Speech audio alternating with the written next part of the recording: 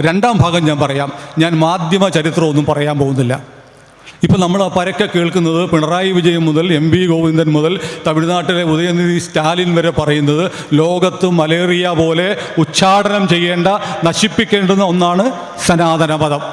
സനാതനം എന്ന് പറഞ്ഞാൽ വേറെന്തോ സാധനമല്ല നശിപ്പിക്കേണ്ടത്, വേറെ എന്തോ അല്ല ഉന്മൂലനം ചെയ്യേണ്ടത്. ഉന്മൂലനം ചെയ്യുക എന്ന് പറഞ്ഞാൽ കൊന്നു കളയണമെന്നാണ്.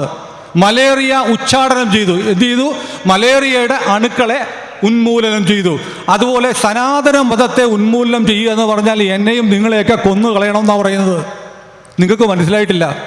അത് തമിഴ്നാട്ടിൽ നിന്ന് സ്റ്റാലിൻ പറയുന്നു. സനാതന ധർമ്മം എന്ന് പറഞ്ഞാൽ അശ്ലീലമാണെന്ന് MV ഗോവിന്ദനും പറയുന്നു. നമ്മളെ കൊല്ലേണ്ടവരാണെന്ന് പറയുന്നു. നമ്മളിത് മനസ്സിലാക്കി നമ്മളത് കേട്ട് ചിരിച്ചുകൊണ്ടിരിക്കും. നമ്മളെ കൊല്ലണമെന്ന് പറഞ്ഞാലും നമ്മൾ ചിരിച്ചുകൊണ്ടിരിക്കുക. ഇതിന് ഒരു വലിയ അരു നിൽക്കുന്ന ഒരു കൂട്ടർ നമ്മുടെ രാജ്യത്തുണ്ട്. അവരുടെ പേരാണ് മാധ്യമങ്ങൾ. ഞാനൊരു മാധ്യമപ്രവർത്തകനായി നിന്നുകൊണ്ട് തന്നെ പറയാണ്, സനാതന ധർമ്മത്തെ ഉന്മൂലനം ചെയ്യുക എന്ന പ്രൊജക്റ്റ് ഏറ്റെടുത്ത് ഇന്ത്യയിൽ നടപ്പാക്കിക്കൊണ്ടിരിക്കുന്നത്, വിശിഷ്യ കേരളത്തിൽ നടപ്പാക്കിക്കൊണ്ടിരിക്കുന്നത് മാധ്യമങ്ങളാണ്. ഈ അടുത്ത ദിവസം ഒരു സംഭവം ഉണ്ടായി, നിങ്ങൾ ഓർക്കുന്നുണ്ട്. നിങ്ങൾക്കറിയാം, 2-3 ദിവസമേ ഉള്ളൂ. ഇപ്പോൾ കുംഭമേള നടന്നുകൊണ്ടിരിക്കുക പ്രയാഗ്രാജിൽ. ലോകത്തിലെ ഏറ്റവും വലിയ ആഘോഷം. 40 കോടി 45 കോടി ഹിന്ദുക്കളാണ് പ്രയാഗിലെത്തി കുംഭമേളയിൽ പങ്കെടുക്കുന്നത്. അവിടെ ഒരു ദുരന്തമുണ്ടായി. ദുരന്തമുണ്ടായപ്പോൾ എന്താ കണ്ടത്? കേരളത്തിലെ മുഴുവൻ പത്രങ്ങളിലും കേരളത്തിലെ മുഴുവൻ മാധ്യമങ്ങളിലും കുംഭമേള ദുരന്തം വാർത്തയായിരുന്നു. അതിന് തൊട്ടു മുമ്പ് നിങ്ങൾ വീട്ടിൽ വരുന്ന എത്ര ദിനപത്രത്തിൽ കുംഭമേളയുടെ ഒരു വാർത്ത, ഒരു ചിത്രം പ്രസിദ്ധീകരിച്ച് വന്നിട്ടുണ്ട്?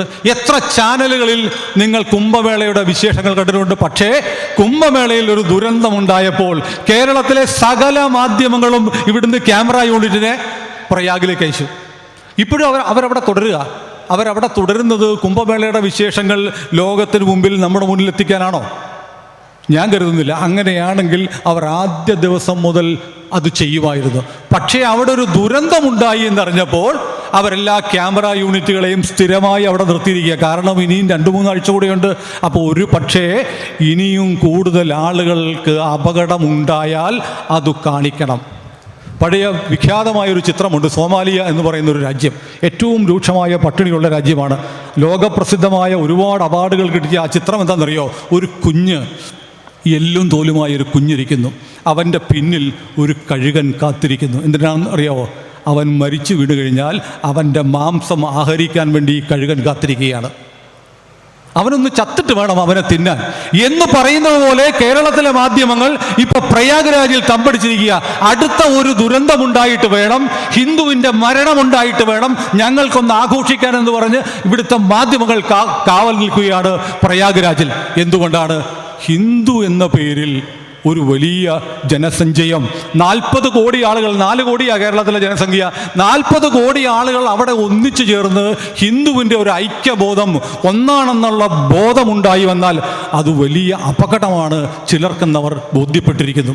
ഇനി ഞാൻ വേറൊരു ചോദ്യം ചോദിക്കാം. നമ്മൾ കേരളത്തിൽ ഒരു വർഷം ശബരിമലയ്ക്ക് 1 ലക്ഷം പേര് പോകും അല്ലേ? ആറ്റുകാൽ പൊങ്കാലയ്ക്ക് നമ്മുടെ ഇവിടെ ഇരിക്കുന്ന സഹോദരിമാർ ഉൾപ്പെടെ പോകുന്നുണ്ടാവും. 15 ലക്ഷം പേരാണ് പങ്കെടുക്കുന്നത് ആറ്റുകാൽ പൊങ്കാലയ്ക്ക്. നമ്മൾ എല്ലാ വർഷവും പോകും, ശബരിമലയ്ക്ക് പോകും, കെട്ടുകെട്ടിപ്പോവും. ആറ്റുകാൽ പൊങ്കാലയ്ക്ക് നിവർത്തിയിൽ തിരുവനന്തപുരം ജില്ലയിൽ ഇപ്പോൾ കയറാൻ വയ്യ പൊങ്കാലയ്ക്ക് അല്ലേ? പക്ഷേ ആറ്റുകാൽ അമ്പലത്തിന് നേരെ ഒരാക്രമണം ഉണ്ടായി എന്ന് പറഞ്ഞാൽ എത്ര സ്ത്രീകൾ പോകും?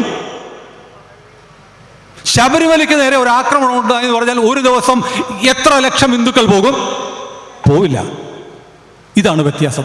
നമ്മൾ ശബരിമലയ്ക്ക് പോകുന്നത് ഞാൻ, രാഘവൻ, ശാലിനി, സുകന്യ, അവരൊക്കെ പൊങ്കാലയ്ക്ക് പോവും. രാമനും കൃഷ്ണനും എല്ലാവരും ശബരിമലയ്ക്ക് പോകും. അവിടെ പോകുന്ന വ്യക്തികളാണ്. ഹിന്ദുവിനെ സംബന്ധിച്ച് ഹിന്ദു ഇപ്പോഴും ഒരു സമാജം എന്ന തരത്തിൽ ചിന്തിക്കുന്നില്ല. ഇത് വളരെ പ്രധാനപ്പെട്ട കാര്യമാണ്. നമ്മൾ സമാജം എന്ന് ചിന്തിക്കുന്നിടത്താണ് ഇവർക്ക് ഭയവും. ഹിന്ദു സമാജം എന്ന് ചിന്തിക്കാതെ വ്യക്തികളായി നിൽക്കണം. അപ്പോൾ ഇത് പറയുമ്പോൾ മാധ്യമപ്രവർത്തകർ ഇതൊക്കെ വെറുതെ പറയുന്ന, ഞങ്ങൾ മാധ്യമങ്ങൾ ഹിന്ദുവിനെ ഏറ്റവും കൂടുതൽ പരിഗണിക്കുന്നുണ്ട്. ശബരിമലയിലെ കാര്യങ്ങൾ എല്ലാ ദിവസവും ഞങ്ങൾ ലൈവ് കാണിക്കുന്നില്ലേ? മകരവിളക്ക് ലൈവ് കാണിക്കും, ആറ്റുകാൽ പൊങ്കാല ലൈവ് കാണിക്കും. ശരിയാണ്. കാരണം അവർക്കിപ്പോഴും അറിയാം കേരളത്തിൽ ജനസംഖ്യാ അടിസ്ഥാനത്തിൽ ഇപ്പോഴും ഹിന്ദുക്കൾ തന്നെയാണ് ഭൂരിപക്ഷം. നമ്മൾ നായരും നമ്പൂതിരിയും ഈഴവനും പുലയനും ഒക്കെ ആയിട്ട് ഭിന്നിച്ച് നിൽക്കുമെങ്കിലും അപ്പോൾ നമുക്ക് ശബരിമല വരുമ്പോൾ ചിലപ്പോൾ നമ്മൾ ഹിന്ദുവാണ്, അതുകൊണ്ട് ആ പരിപാടി കാണിക്കും. പക്ഷേ പക്ഷേ കേരളത്തിലെ SNDP യോഗവും NSSും കൂടെ ഒന്ന് ഒന്നിക്കാൻ തീരുമാനിച്ചേ, അപ്പം മാധ്യമങ്ങൾക്ക് പ്രശ്നമാണ്. എന്തുകൊണ്ടാണ്? ഹിന്ദു വിഘടിച്ച് നിൽക്കണം. ഹിന്ദു വിഘടിച്ച് നിൽക്കുക എന്നുള്ളത് കേരളത്തിലെ മാധ്യമങ്ങളുടെ അജണ്ടയാണ്, മാധ്യമ പ്രവർത്തകരുടെ അജണ്ടയാണ്. ഇത് ഞാൻ പറയുന്നത് എൻ്റെ അനുഭവത്തിൻ്റെ അടിസ്ഥാനത്തിലാണ്.